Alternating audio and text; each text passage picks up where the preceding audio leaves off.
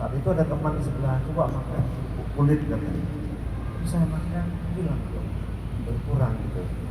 Itu pertama dong. Yang kedua terkait autoimun gitu. Ini ada di luar yang.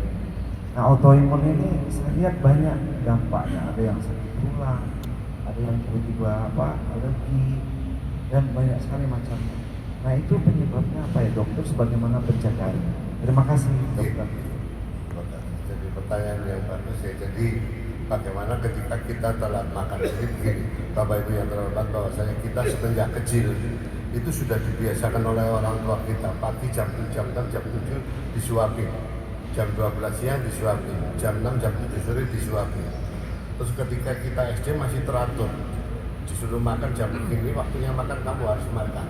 SMP sampai dengan SMA, sampai dengan mahasiswa. Ketika kita menjadi mahasiswa, kita mulai tidak teratur oleh karena adanya kegiatan yang berlebihan.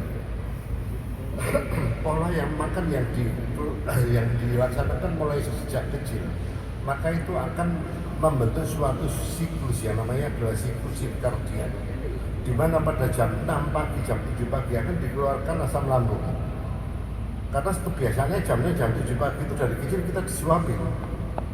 Begitu juga ketika kita masih ada jam 12 siang juga begitu, jam 7 malam juga begitu. Ketika kita tidak makan, maka asam lambung pun akan dikeluarkan karena siklus sirkadiannya begitu. Akhirnya apa yang dilumat? Karena harusnya kan dia melumat makanan yang ada. Akhirnya ya lambung kita yang dilumat, Pak. Kita merasakan tidak enak. Makanan itu sendiri asal bukan makanan yang merangsang, seperti misalkan aja nasi, terus kemudian ada makanan yang bisa terdispersi secara baik, itu secara tidak langsung bisa menetralisir asam lambung yang telah dikeluarkan.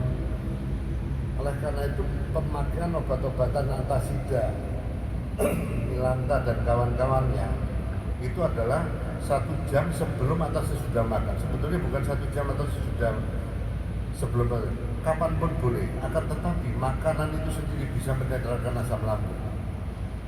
Terutama makanan-makanan yang sifatnya adalah kayak kerupuk ramba, itu kan dia makan kalau kita naik ke gunung kan makan 1 sendok, minum air 1 botol itu sudah kenyang karena melarang.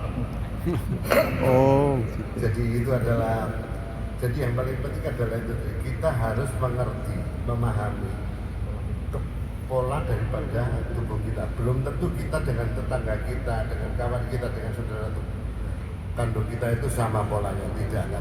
Itulah yang jadi apa yang menurut tubuh kita itu adalah nyaman, itu adalah sebagai patokan. Yang katanya Mbak Google itu nggak benar.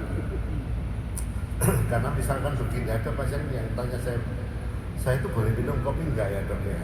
Pertanyaan saya adalah, kopi itu merupakan habit atau tidak? Karena seseorang yang biasa minum kopi, ketika dia belum minum kopi, dia merasa bahwasanya hidupnya itu ada yang kurang. Kepikiran kopi terus saja. Nah kopi itu kan seperti martabak. Martabak itu telur separuh ya martabak, telur 1 martabak, telur 2 martabak. Kopi itu kopinya setengah sendok, 1 sendok atau 2 sendok sama, namanya kopi. Nah kadang-kadang orang secara psikologis dia ingin menghirup aroma kopi itu sebagai sesuatu kepuasan ya. Sehingga kalau dia belum melakukan, sehingga sampai dengan saat ini kopi itu tidak disepakati sebagai sesuatu yang harus dilarang. Akan tetapi dikembalikan lagi bahwasanya apabila kita itu habit dan itu tidak, ketika tidak kita minum sebelum kita tidur malam, maka silahkan. Itu.